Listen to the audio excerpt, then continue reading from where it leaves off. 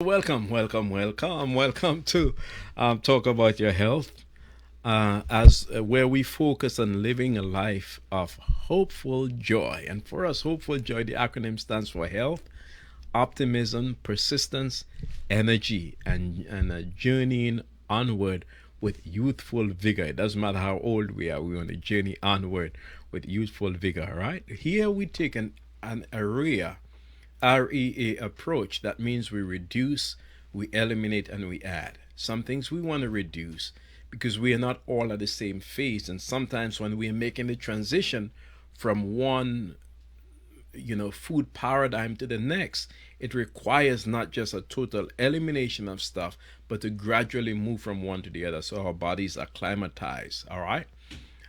So to guide us on our journey to better health, our real approach is to help us on our journey to better health. And so today, we're diving a deep dive into one of the most, what I consider to be one of the most critical, yet often overlooked aspect of our health, and that's our gut or our digestive tract. And trust me, beloved, this isn't just about your digestion of food. It's about transforming the brain, the mind, the body, and the entire well being. Are you ready? Are you ready? All right, so have you ever felt anxious, stressed, or mental fog and wonder why? Have you ever? What if I tell you the key to mental clarity and emotional balance is in your gut? The key to mental clarity. What if I tell you the key to mental clarity and emotional balance is in your gut? That's right. That's right. Your gut and brain are constantly communicating. A healthy gut means a healthier, sharper brain. And today, we're going to explore how you can transform both.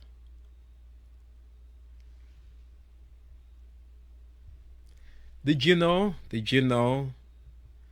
that 70% of your immune system and 90% of the hormone that keeps you happy, serotonin, are produced in your gut? Think about that.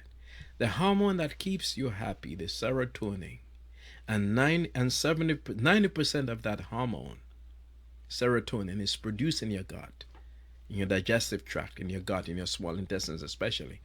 And 70% of our immune system is produced in our gut. That's the importance, the vital importance of the gut. So that means if your gut is in homeostasis, if it's in balance, your mind would be balanced. Similarly, if there is dysbiosis or lack of balance or health in the gut, guess what? Neither your mind, your energy, or your health will be optimal. It will suffer. So don't worry too much, because we have some solutions for that. Okay, we have some solutions for that, again, as we use the RIA method.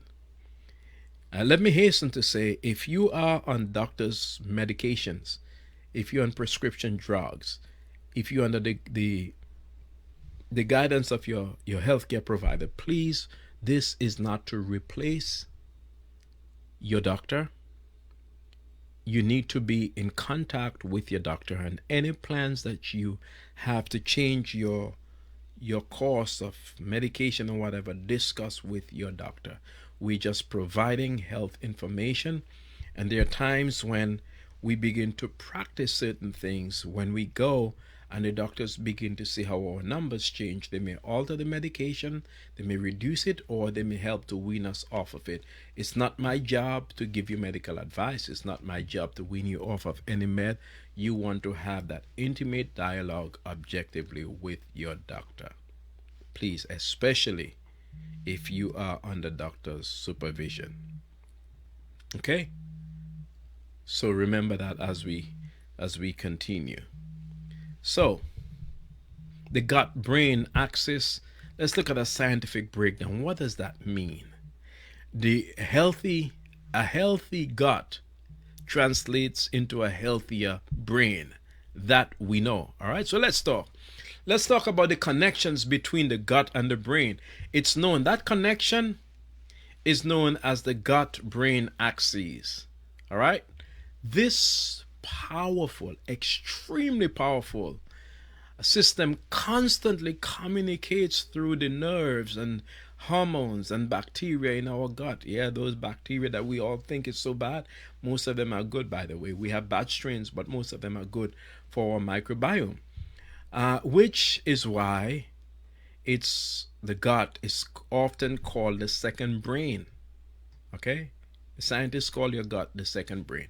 In fact, your gut, like I said before, it produces 90% of the serotonin. And serotonin, if you forgot, let me just remind us, it is a neurotransmitter. Neuro means brain, that regulates the mood, sleep, or even how we feel pain.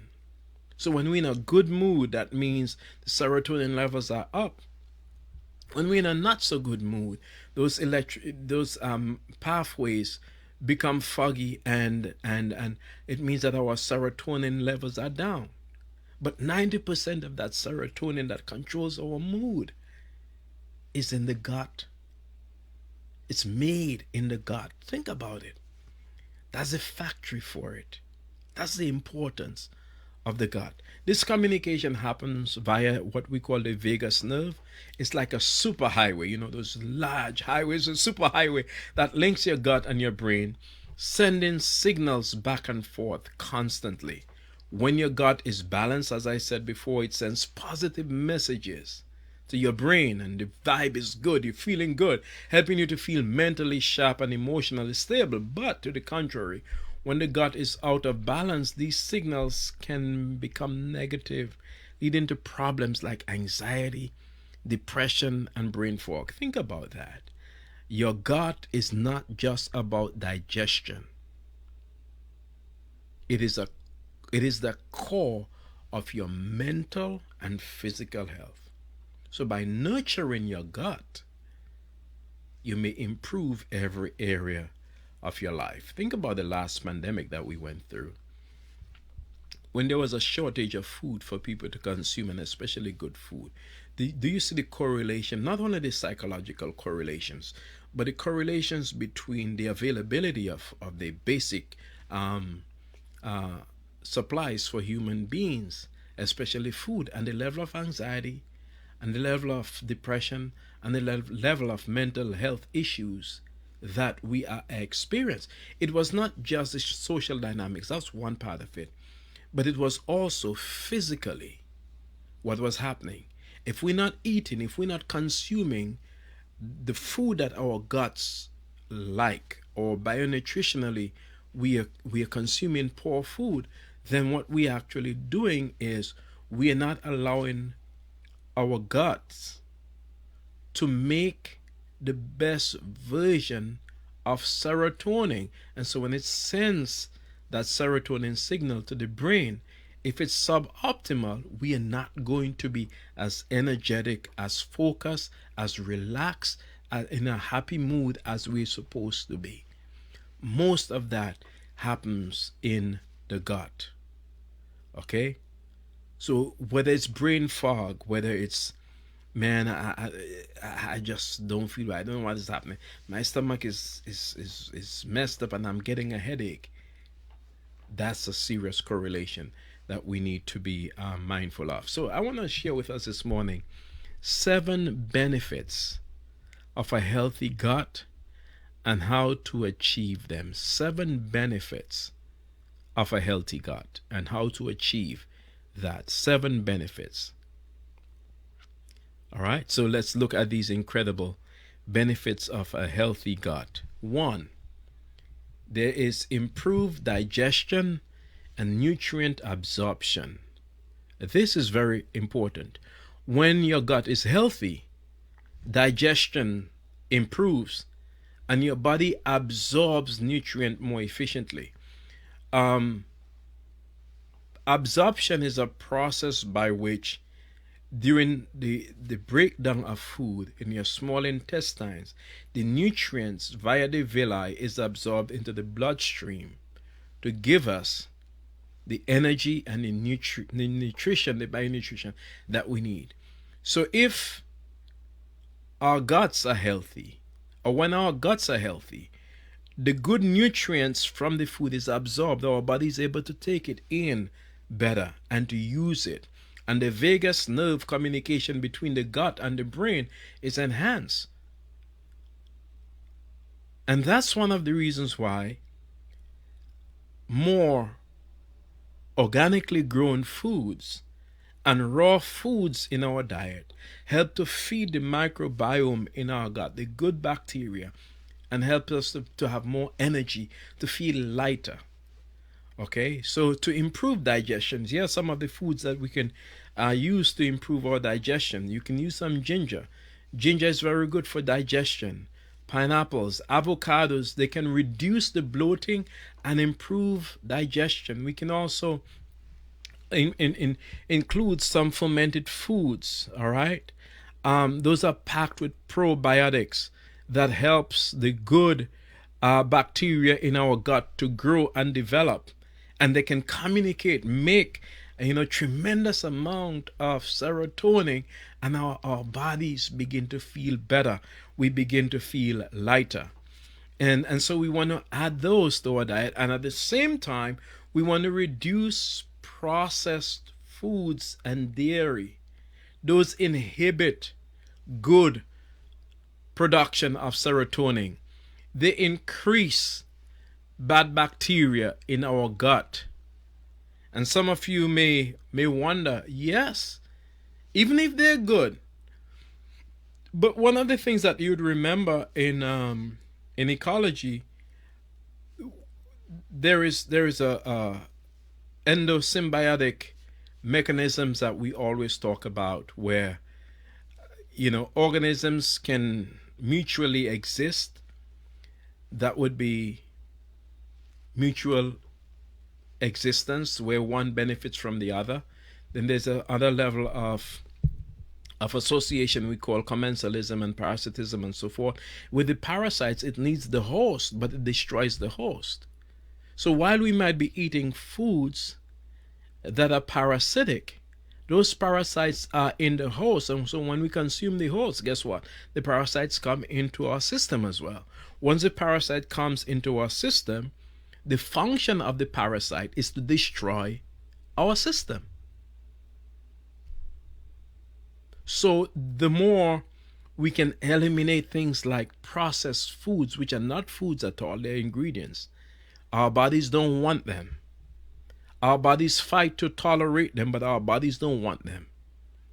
And a lot of dairy stuff, like the cheese and the milk and stuff, for God's sake, especially if you're an adult, you don't even need plant milk. You really don't need milk. There's a gestation period. There's a reason why you were weaned as a baby. Have you ever seen a mature cow drinking milk? No, you only see the calf drink milk. So this idea, it came from the First or Second World War, where they were giving all of these, animal-based stuff to the soldiers for them to be robust and aggressive and so forth. And we just continue that. But literally, after the gestational period, we don't really need milk. Your children, yeah, because they have certain hormones that could metabolize it, but we lose that as we grow older. So we really don't need it. So as much as we can avoid it, or if you say, okay, I cannot avoid it, I need my fresh cow's milk, okay, well, reduce it. At least, reduce it. And we also want to eliminate the artificial sweeteners and those trans fats. We spoke about that already, family. These high fructose corn syrup and stuff. We want to get rid. Those we don't even want to reduce, we want to eliminate them. They're dangerous to our health. So if we improve digestion, If we improve our gut health, we're going to improve digestion and we're going to improve nutrient absorption. All right, so the 7 benefits of a good gut, healthy gut: it enhanced immune function. Why? Because 70% of our immune cells reside in our gut.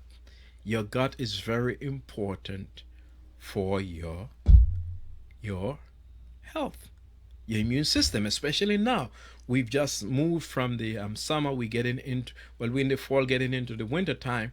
You will hear a lot about the flu season and so forth. It's especially important that we have a robust immune system to fight off those pathogens.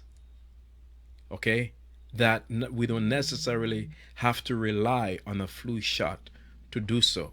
So a healthy gut means a strong immune system, and incorporate immune boosting foods, especially in your diet around this time. Like the garlic is very good. It has inulin in onions, which are very good too, which are antibacterial, antifungal. But the garlic, the citrus fruits. Remember we spoke about the guava. Guava has 200% of the vitamin C that we need. So incorporate some of the foods, natural foods that have the ascorbic acids or vitamin C to help to boost our immune system. So another superfood that we actually want to incorporate in our diet is the mushrooms, because mushroom contains prebiotics that feed the good bacteria in your gut, supporting a healthy immune and a robust immune system. Okay, you go to the store. When I go to the store, I love to. In fact, I'm gonna use some mushrooms today for lunch. It's very, very, very, very nutritious for us. All right, we want to reduce, refine, and ultra processed sugars, and we want to eliminate alcohol. You don't need it. All right, not even reduce it, just eliminate it. But if you have an alcoholic issue, if you're addicted to alcohol, I could understand that you probably have to go through the process of reducing, then to ultimately get off of it. Think places like Alcoholic Anonymous, or having a good social network and so forth. Sometimes you may relapse into it, but the idea is working towards not using it, because it's actually destroying your gut brain communication. And we always want to eliminate process. If you're eating meat, eliminate these processed meats. That means when you see them in the supermarket, when they're packaging stuff like the turkey breast slices and stuff packaged, they have a lot of nitrates and preservatives in those. That really helps to create a dysbiosis rather than a symbiotic relationship in our system. We want to get rid of them. And one of the reasons why we want the third reason why we want our gut to be healthy is because it translates into better mental health. Your gut is affecting your brain. That's really what it is. Since your gut produces majority of the serotonin, this neurotransmitter in the brain, but 90% is made in the gut. Maintaining a healthy gut can lead to an improved mood and emotional well-being. Again, if we eat fermented food like the kefir, the coconut kefir, it will, and berries, the blackberries especially, help to boost serotonin production and gives us that that mental clarity and the mood. Sometimes when we eat, don't just think about eating for yourself, but eat for your bacteria in your gut too. They need food, all right? They need food to keep us healthy. You can also incorporate things like the Irish sea moss gel, which is very rich in fiber. It's from the marine, it's from the sea.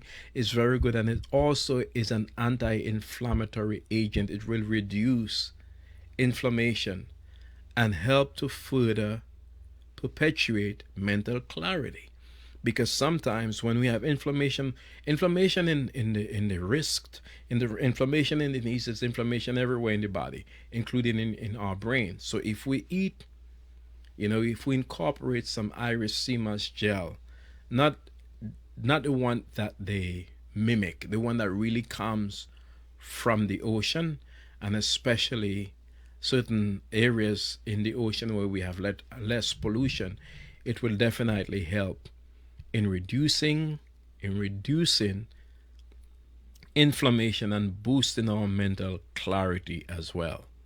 All right, and we want to reduce or eliminate caffeine uh, and refined carbohydrates. Again, remember, the refined carbohydrates leads to refined sugar in our system, and your body, your pancreas, the islets of Langerhans in the pancreas, has to secrete tremendous amount of insulin to regulate the blood sugar. But also, insulin is a fat storage hormone. So once it's regulated, it's also storing fat. So if we reduce or eliminate the refined or processed carbs, and you see it everywhere, the white flour, white sugar, white this, the pastas, the ketchup with all of this high fructose corn syrup, the barbecue sauce, and the heavy syrup fruits that we eat in the tins and so forth. All of this, we want to go natural. If you want to, as much as we can, we want to get the organically grown foods. We want to get, if we don't have the organically grown foods, we want to get the naturally grown, the non-GMOs. That would be your second line of better foods. And if you have to use some canned, let's say fruits in can, look for those that would say things like the syrup is not is the natural juice from the pineapples, for example. If you have to use it, avoid using those in heavy syrup. Heavy syrup means they've added things like high fructose corn to it and various sweeteners and so forth. So they're submerging the actual food, the fruit, into things that they have made, and that is not good for our health. We want to stay away from it. And these trans fats and artificial sweeteners, trans fats, you get it in things like the margarine that they make, not even the hard regular butter, but these, like, I can't believe it's not butter and all of these stuff, is really a bunch of trans fats that they have made, especially here in the US, the SAD diet, the standard American diet, that we want to reduce or eliminate. Why? Because those have things like omega-3, omega-6 fatty acids, which our bodies literally want the omega-3s. Okay, and not only that, they increase our bad cholesterol, the LDLs. And what do we want to do? We want to increase the HDLs, which is the good cholesterol, and reduce the bad cholesterol. So consuming that is just making a recipe for our gut to not be able to produce the serotonin that it needs to produce to give us that mental boost, that mental clarity, and reduce the fogginess that we would have in our brains. All right, so again, we're just discovering how a healthy gut, and 7 things that we can do, 7 steps that we can take to ensure that we have a healthy gut. Why? Because a healthy gut translates into a healthy brain. Reasoning again is because 90% of the serotonin that affects or influences our moods and our mental clarity is actually produced in our guts. Okay? All right, Sister Bowen is asking, sorry to interrupt. No, please don't feel sorry to interrupt. Interrupt as often as you can. All right. What is the best butter, if any, to use? Quite frankly, the butter sometimes that we would have had in the islands, they really had made butter. It's not the healthiest, but it would be preferred over the things like, I can't believe it's not butter that they make here now with these trans fats. Okay. Personally, I don't really encourage us to use butter. It's not something that we need. But I do understand some of us, just by how we were trained, how we grew up, and the way in which we prepare our foods. It's not always easy for us to just make those transition. But if you can get that butter, it's actually even better than these stuff that they make today. Not necessarily, some of them they hardly have even an animal fat. They just put ingredients in a lab together and create that, okay?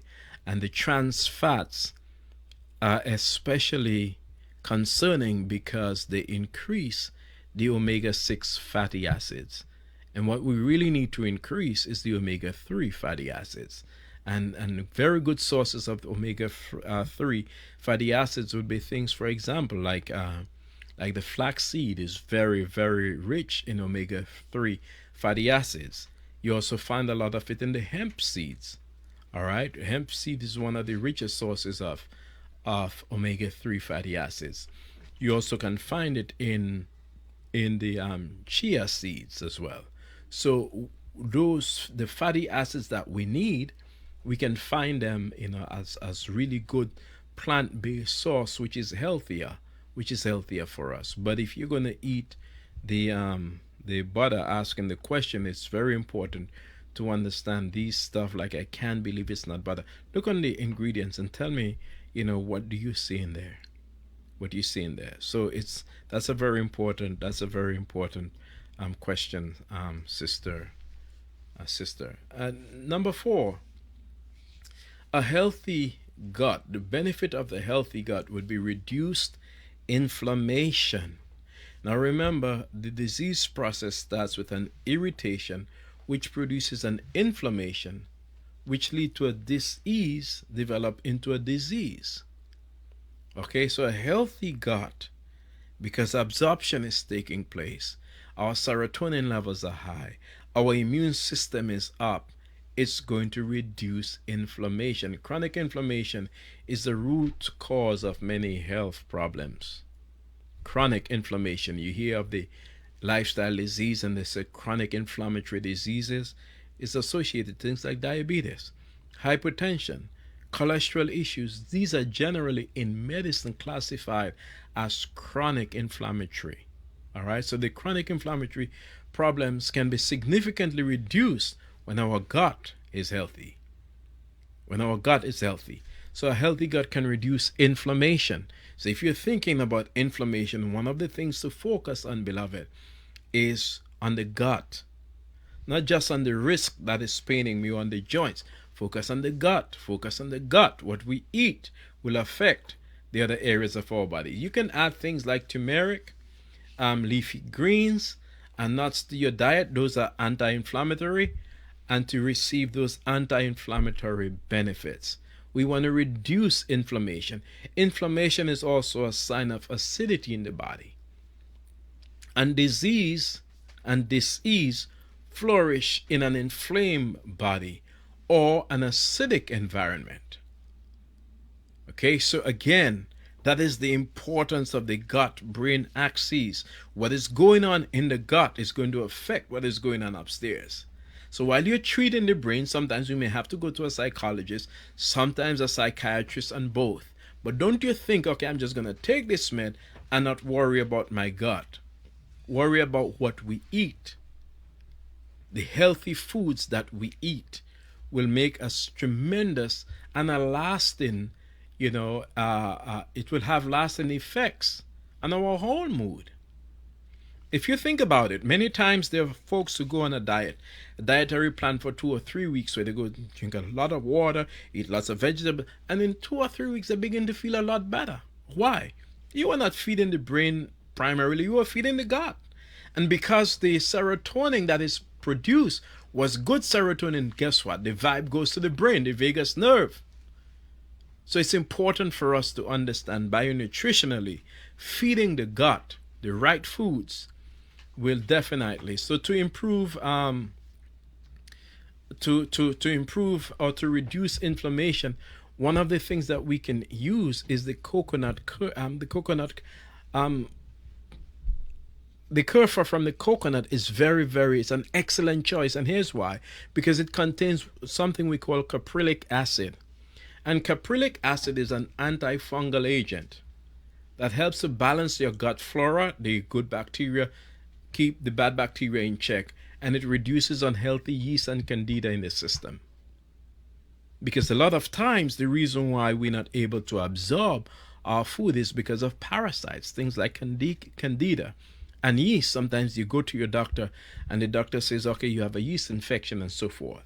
And these parasites lurk in crevices in your small intestine, and they by nature will absorb.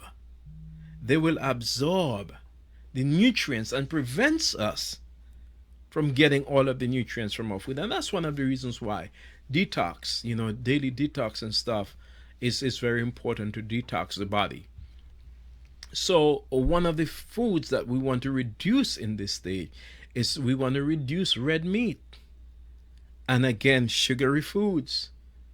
Sugary foods, that's processed sugary foods, create a perfect environment for inflammation in our bodies and also for parasites to infest our bodies.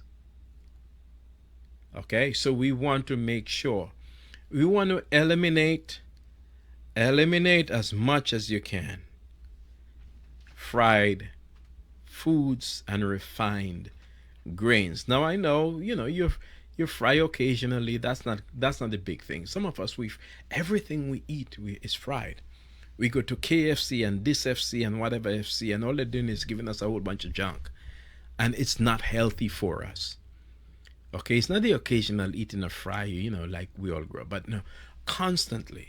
So on a day-to-day basis, and the red meat, whether it's I'm not saying that you should not eat meat. I'm just simply saying meat is a very good host for parasites. It's a very good host for parasites. That has nothing to do with your salvation. We're just talking about our health.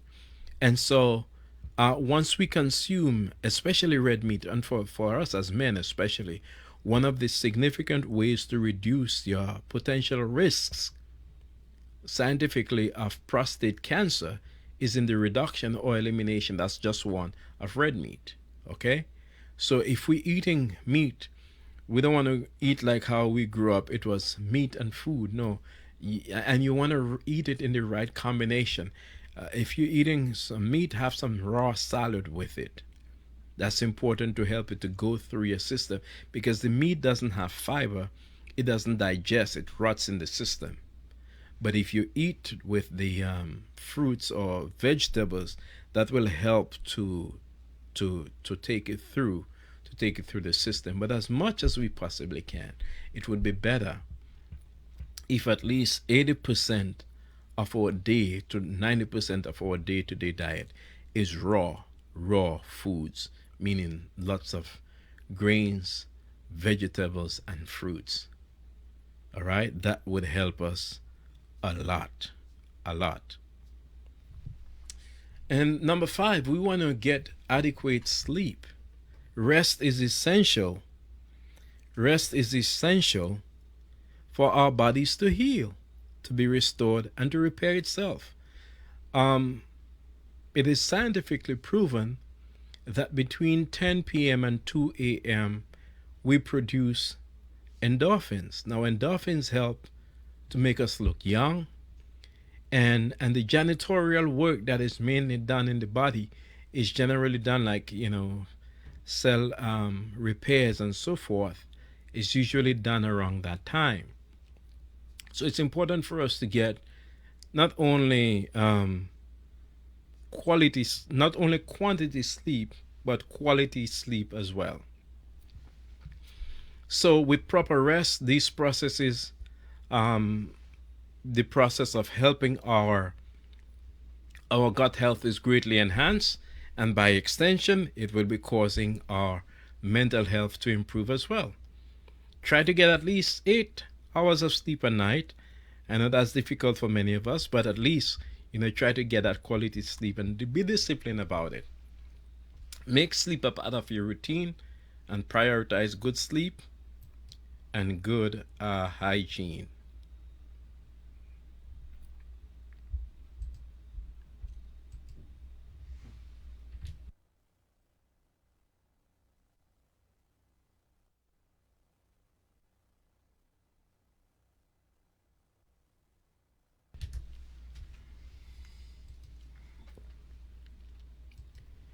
And number six, we want to control or manage our stress. Stress can significantly disrupt gut health, and we cannot get rid of stress. We will not eliminate stress.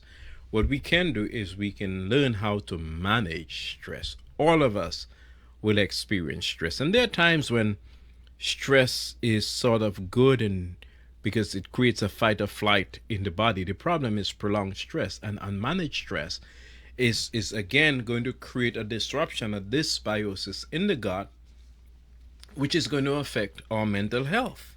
It's going to affect our mental health. How? Well, the endocrine system, the hormones now, we're going to be transmitting, or our bodies, our endocrine system is going to be giving a lot of adrenaline and a lot of hydrocortisol, which when these are in mass production and release in our bodies, it suppresses what? Serotonin. It creates acidity in the blood. It's like the body saying, hey, whoa, whoa, whoa, something is happening. I gotta fight this. So if we learn how to manage our stress management is going to significantly help in our gut health, which is going to positively impact our mental health. Okay, so we can practice things like meditation, deep breathing, setting up a healthy coping mechanism, exercise, walking, be outside, get some sunlight, immerse yourself in nature.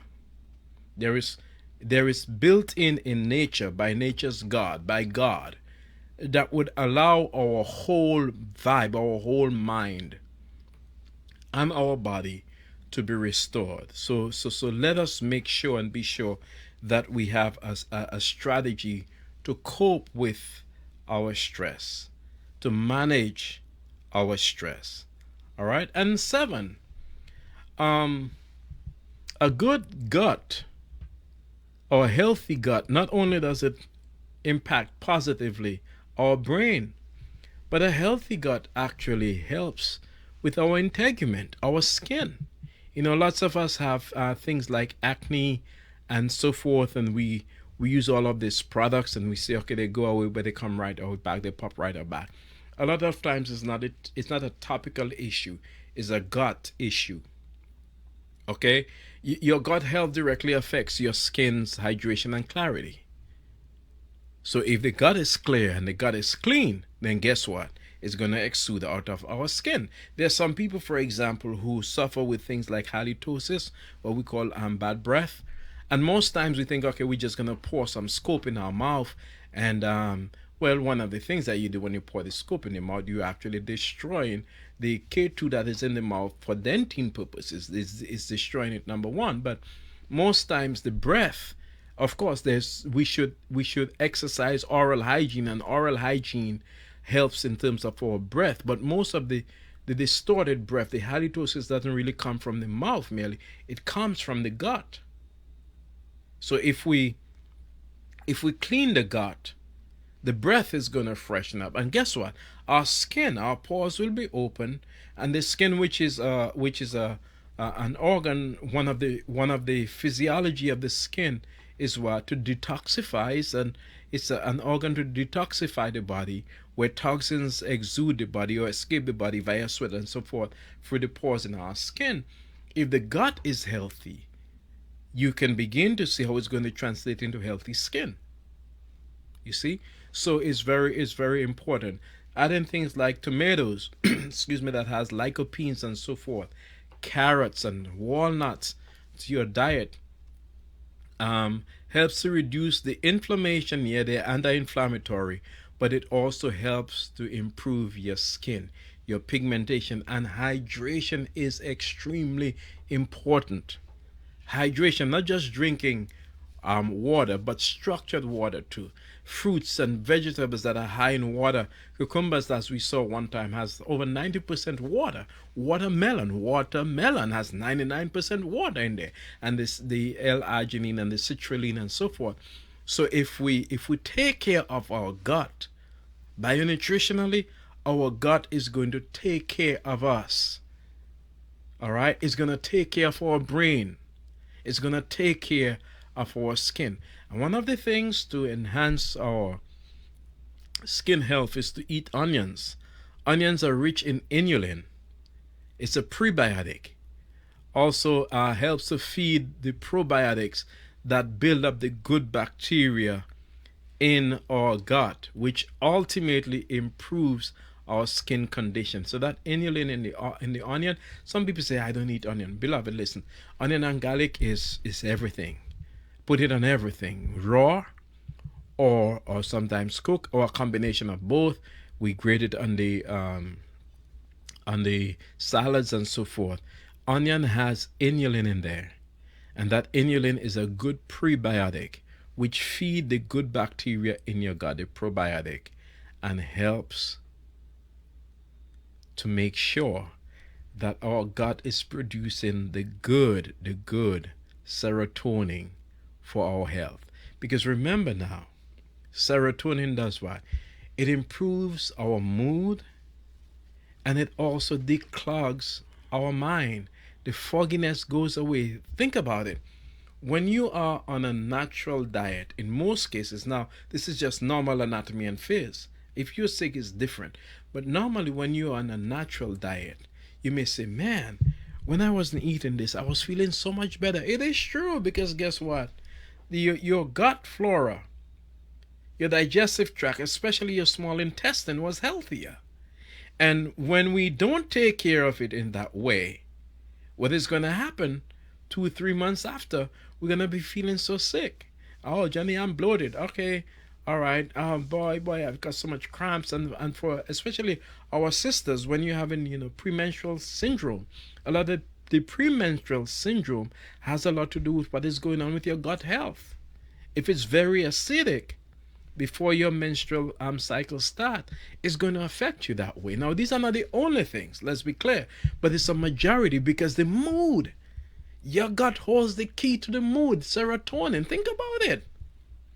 If the gut holds, or because the gut holds the key for the mood, healthy gut means what? Good mood, because the vagus nerve is going to be sending good vibe, good communication to the brain.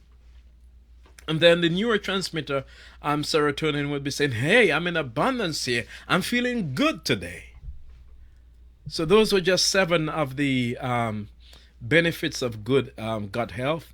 And in enhancing our skin, we want to avoid or reduce or eliminate your dairy product. And in adding to this, add some fruits and some vegetables, some nuts, some greens, and some seeds that would help to feed the good bacteria. Some onions, some garlic, some berries would help to feed the good bacteria. And just use in large variety, because each of these good superfoods will bring a different nutrients to your microbiome. And instead of creating a dysbiosis in our bodies, it will create a symbiosis. And our microbiome will be healthy and robust. Our immune system will be strong. And guess what? Serotonin would be happy. And serotonin, when released, will cause us to be much happier. Okay? So it's important for us to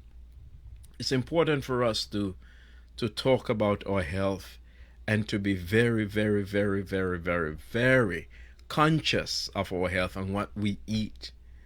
Beloved, the gut affects the brain so much, and we can begin to fix the brain by taking care and fixing the gut.